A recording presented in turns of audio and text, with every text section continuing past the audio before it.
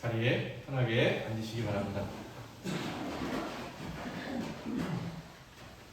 성부와 성자와 성령의 이름으로 말씀드립니다. 네, 한 주간 잘 지내셨습니까?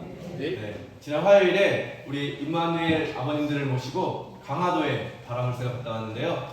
날씨도 너무 좋았고 또 같이 먹는 음식도 참 맛있어 참 행복한 시간을 잘 보냈습니다. 네, 아버님들 연세가 이제 좀 많으시잖아요. 근데 하루를 같이 보내면서 제가 느낌은 참 소년 같으시구나. 마치 10대 그 소년들처럼 푸릇푸릇하고 그 옛날 얘기를 하시고 서로 농담도 이렇게 주고받으시고 하시는데 참 행복하신 모습을 제가 보면서 오늘 말씀 예수님 뭐라고 하셨어요? 서로 사랑하라고 하는 모습을 제가 직접 함께 경험할 수가 있었습니다. 오래오래 건강하시고 더 행복한 시간들 많이 보내셨으면 좋겠습니다. 네, 어떻게 보면 이 교회라고 하는 곳이 너무나도 다른 사람들이 같이 모여서 사랑을 나누는 곳이 아닐까 그런 생각을 해보게 되는데요. 옆에 계신 분들 얼마나 귀한 분들일지 몰라요. 같이 끝까지 또 죽어서도 부활해서 다시 만나는 우리 그런 분들이잖아요. 옆에 분들에게 한번 인사 나누실까요? 예수님의 이름으로 축복합니다. 네, 잘 부탁합니다. 네. 우리 부천교회가 무엇보다 서로 사랑하는 교회가 되기를 소망합니다. 아멘. 오늘 우리 소그룹 모임도 있는데요. 처음에 너무나도 이렇게 세대가 다 다른 분들을 그룹으로 엮으면서 어떻게 될까 했는데 나이를 넘어서는 그런 사랑과 우정을 보여주시는 모습에 제가 참 많이 감동을 받습니다. 오늘 소그룹 시간에도 서로 많이 사랑하시게 되기를 바랍니다. 아멘. 이제 부활절기도 이제 마무리를 하고 있는데요. 다음 주일에는 저희가 부활절기가 아니고 서울교구 설립 기념 그런 주일로 예배를 드리기 때문에 오늘 설교를 통해서 이 부활절에 대한 의미를 좀 마무리해 보려고 합니다. 여러분, 부활절 제가 계속해서 강조드린 이야기가 뭐죠? 부활이라고 하는 것은 설명한다고 이해할 수 있는 일이 아니다. 우리가 모두 부활을 경험해야 되는 것이고 지금 내 삶의 자리에서 살아계신 예수님을 만나는 일이다. 그리고 부족한 제자들이 부활하신 예수님을 만나서 그 부족함에도 불구하고 온전한 삶을 살아가는 것처럼 우리들도 우리의 부족함을 넘어서는 은총의 사람으로 변화되는 사건이 바로 부활 사건이라고 계속 여러분에게 제가 강조하면서 말씀드리고 있습니다. 제자들은 자기들의 부족함을 누구보다 잘 알았지만 부활하신 주님을 만나서 정기적으로 우리가 지금 드리고 있는 것처럼 예배를 드리면서 그 예배를 통해서 예수님을 계속 기억하고 증언하려고 했습니다. 그래서 오늘 드리는 우리 예배 핵심이 뭐예요? 예수님께서는 십자가에 달려 돌아가셨지만 죽으셨지만 부활하셔서 지금 우리와 함께 이곳에 생생하게 살아 계십니다. 라고 하는 고백을 예배의 시간을 통해서 날마다 드렸던 것입니다. 그래서 오늘 그런 부활을 생생하게 경험한 사람들이 결국은 사랑의 사람으로 변화된다라고 하는 것이 오늘 복음 성경의 말씀인 거죠. 부활은 어떤 일에 일어난 일이에요? 부활은 하느님의 사랑으로 예수님에게 일어난 그 놀라운 사건인 거죠. 그런데 이 부활 사건이 부활을 경험한 사람들을 다시 어디로 이끌어가요? 하느님의 사랑으로. 그러니까 이 부활과 우리의 모든 존재를 관통하고 있는 게 뭐예요? 바로 하느님의 사랑이다. 그래서 교회가 끊임없이 사랑을 강조하는 이유는 모든 것 그 가운데 뭐가 있어요? 하느님의 사랑이 있기 때문이다. 그럼 여러분, 사랑은 무엇입니까? 근데 우리가 이렇게 혼동하는 게 많은데요. 내 마음대로 살아가는 게 사랑이라고 생각하는데 성경이 이야기하는 사랑은 내 마음대로, 내 원하는 대로 하는 것이 사랑이 아니라 뭐라고 하냐면 첫 번째로는 예수님을 닮아가는 여정이 참된 사랑의 길이라고 이야기합니다. 예수님이 우리를 어떻게 사랑해 주셨어요? 자신의 생명을, 가장 중요한 것을 아낌없이 우리들에게 나누어 주시는 모습을 보여주셨습니다. 사랑이라는 것은 아낌없이 내어줄 수 있는 사랑이어야 한다는 것이죠. 그런데 누구를 위해서요? 정말 그 사랑을 받을 조건이 안 되는, 받을 만한 그런 자격이 안 되는 바로 저와 여러분을 위해서 자신의 것을 내어주셨다. 자신을 배신할 것을 알고 제자들을 어떻게 했어요? 극진히 끝까지 사랑해 주셨다. 그런 예수님을 닮아가는 것이 바로 사랑의 길을 가는 것입니다. 두 번째, 다시 한번 표현해보자면 예수님을 통해서 하느님 아버지를 알아가는 것이 바로 사랑의 여정입니다.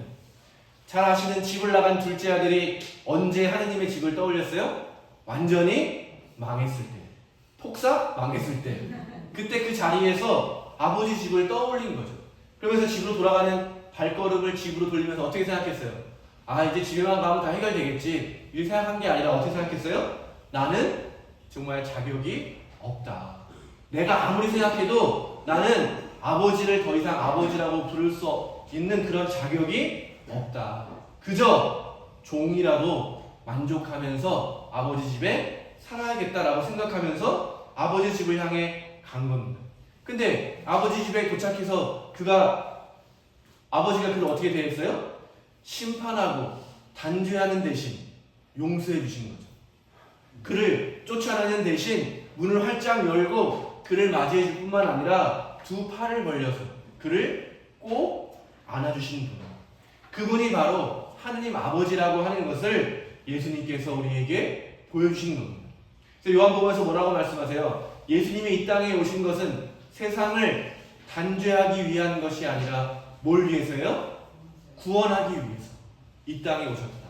왜? 하느님 아버지가 이 세상을 정말 극진히 사랑하시기 때문에 아들 예수님을 보내주신 것입니다.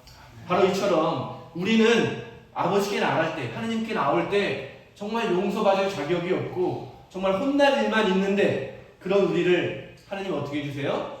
사랑해 주신다. 우리를 용서해 주신다. 우리를 받아주신다. 라고 하는 것이 예수님께서 우리에게 보여주시는 하느님 아버지의 참된 모습입니다. 고린토서 5장 20절에 이렇게 기록되어 있습니다. 우리는 그리스도의 사절로서 그분을 대신하여 여러분에게 간곡히 부탁합니다. 하느님과 화해하십시오. 이것은 결국 하느님께서 우리를 시켜 호소하시는 말씀입니다. 바울로가 하느님을 아직 알지 못하는 사람들에게 권면하는 거예요. 하느님과 화해할 수 있는 그 길이 열렸습니다. 어떻게? 예수님의 순환과 죽음과 부활을 통해서 이제 화해하는 길이 열렸다고 이야기하는 거죠. 로마서 5장 10절에도 바울로는 또 이렇게 기록하고 있습니다. 우리가 하느님의 원수였던 때에도 그 아들의 죽음으로 하느님과 화해하게 되었다면 하물며 그분과 화해가 이루어진 지금에 와서 우리가 살아계신 그리스도를 통해서 구원받으리라는 것은 더욱 확실한 일이 아니겠습니까? 아멘. 바로 예수님의 부활을 통해서 우리가 하느님의 사랑을 배워가야 된다는 거죠. 어떤 사랑이에요? 우리가 생각하는 것보다 훨씬 뛰어넘는 크고 넓고 깊은 사랑으로 우리를 초대하고 계시는 것입니다. 또 바울로는 세 번째로 사랑이 무엇이냐라고 할 때 성서가 우리에게 보여주는 사랑은 성령의 열매라고 이야기합니다. 내 마음대로 열매 맺을 수 있는 것이 아니라 성령 하느님의 도우심으로 나 자신을 성령님께 내어드릴 때 맺게 되는 열매가 성령이라고 이야기합니다. 갈라디아서 5장 16절에 이렇게 기록되어 있습니다. 내 말을 잘 들으십시오. 육체의 욕정을 채우려 하지 말고 성령께서 이끄는 대로 살아가십시오. 라고 설명하면서 성령의 9가지 열매를 이야기해 주는데 성령께서 맺어주시는 열매 첫 번째가 뭐예요? 사랑이라고 합니다. 그러니까 성령 하느님을 알아가고 그분에게 우리의 삶을 내어드리고 그분의 도우심으로 살아가게 될 때 자연스럽게 우리의 삶에 맺게 되는 열매는 사랑인 것입니다. 근데 우리는 어떻게 해요? 내 힘으로 사랑하려고 할 때 여러분 어떻게 됩니까? 실패하기 마련인 거죠. 내 마음에 드는 사람만 사랑하려고 하고 사랑하는 사람이 내 뜻대로 되지 않을 때 화를 내고 받아들이지 못하는 연약한 모습으로는 우리는 결코 사랑의 열매를 맺을 수 없습니다. 그렇기 때문에 부활하신 주님을 경험한 우리가 점점 변화되는 모습을 성경은 오늘 뭐라고 말하는 거예요? 서로 사랑하는 삶의 모습이야말로 부활하신 주님을 만난 사람이 변화되어지는, 달려가는 그 목표 지점이 어디예요? 서로 사랑하는 삶. 그런데 인간적인 사랑을 넘어서 어떤 사랑에까지 가는 거예요? 하느님께서 우리에게 보여주시는 그 사랑에까지 우리가 가야 하는 것입니다. 우리가 다음 주에 읽게 되는 성경은요, 요한복음 5장의 말씀인데요. 다음 주에는 다른 성경을 읽기 때문에 이 부분도 오늘 함께 좀 살펴보면 좋을 것 같습니다. 요한복음 5장은 벳자다 연못에 있는 38년 된 병자의 이야기입니다. 잘 아시죠? 못이 움직일 때 그 못에 제일 먼저 들어가는 사람 어떻게 돼요? 병이 낫는 기적을 경험하는 거예요.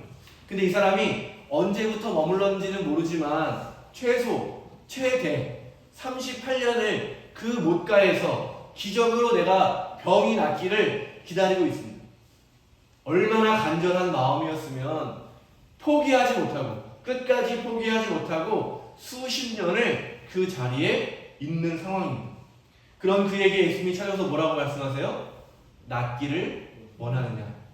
오늘 우리가 수십 년의 신앙생활을 하고 정말 몇 대째 신앙생활을 하지만 결코 하나님의 부활의 능력을 경험하지 못하고 단 하나의 모습도 변화하지 못한 우리에게 오셔서 예수님이 물어보시는 거죠. 낫기를 원하느냐? 나를 닮기를 원하느냐? 사랑의 열매를 맺기를 원하느냐? 부활의 증인으로 살아가기를 원하느냐? 그때 그 환자가 뭐라고 이야기하는 거예요? 정말 낫고 싶지만 가고자 해도 갈 수 없는 내 질병 때문에, 또 옆에 있는 사람도 나를 도와주지 않기 때문에 수많은 핑계와 이유가 있죠. 예수님께 더 한 발 나아가지 못하는 수많은 이유와 핑계를 대고 있습니다. 그런 그에게 다시 예수님이 하시는 말씀이 무엇입니까? 일어나 요를 걷어들고 걸어가거라. 바로 부활을 경험한 부활의 사람으로 살고자 이 자리에 모여있는 우리에게 예수님께서 말씀하시는 겁니다. 그래, 그렇다면 네가 원하는 대로, 네가 바라는 대로 이제 부활의 사람으로 살아가거라. 너를 가로막는 그 모든 것을 뛰어넘어서 이제는 하느님의 도우심으로, 또 예수 그리스도의 이름으로, 성령의 은총으로 이제 걸어가거라. 여러분, 예수님의 이런 부름 앞에, 예수님의 이런 선포 앞에 아멘으로 응답하시게 되기를 바랍니다. 아멘. 이제는 내가 변화되어서 예수님의 사랑으로, 하느님의 자녀로, 성령의 사람으로 살아가기를 원합니다. 그렇게 고백하시는 여러분 되시기를 바랍니다. 아멘. 하나님께서는 다른 것을 원하는 것이 아니라 바로 이와 같이 저와 여러분의 변화를 가장 바라고 계십니다. 오늘 다시 한번 말씀을 마무리하면 부활이라고 하는 것은 예수님에게 일어난 특별한 사건이 아니라 예수님을 통해서 저와 여러분을 구원하기를 원하시는 하느님의 사랑이 빚어낸 가장 아름다운 이야기입니다. 오늘 하느님께서는 저와 여러분이 그 이야기의 한가운데로 나아가기를 바라시면서 저와 여러분을 부르고 계십니다. 그리고 이 아름다운 부활의 이야기는 저와 여러분을 통해서 이 세상에 계속 이어지게 되는 것입니다.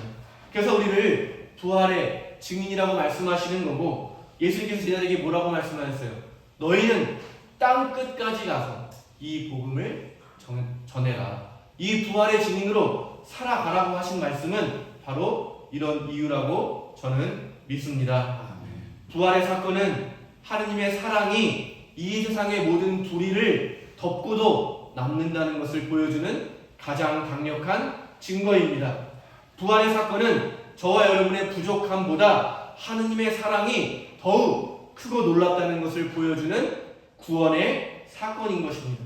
그래서 부활은 바로 우리 신앙의 시작이자 오늘 요한 묵시록이 증언하는 것처럼 마지막 날에 우리 모두가 부활하게 될 것이라는 그 소망에 이르게 되는 것을 또 보증해주는 신앙의 마지막이기도 한 것입니다.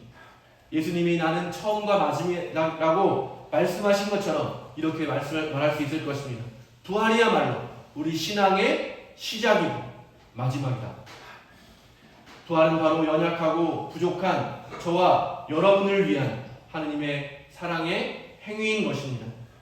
오늘 하루 이 말씀을 기억하시면서 하느님의 사랑을 의지하시면서 우리가 그 부활을 경험한 부활의 증인으로 살아가게 될 때 하느님께서는 저와 여러분을 통해서 이 세상의 수많은 사람들을 다시 한번 구원하시게 될 줄로 믿습니다. 부활의 증인으로 나가서 부활의 소식을 전하는 기쁜 소식에 이 부활의 소식을 전하는 사람들이 되시기를 예수님의 이름으로 축원드립니다. 성부와 성자와 성령의 이름으로 말씀드렸습니다. 우리 니케아 신경으로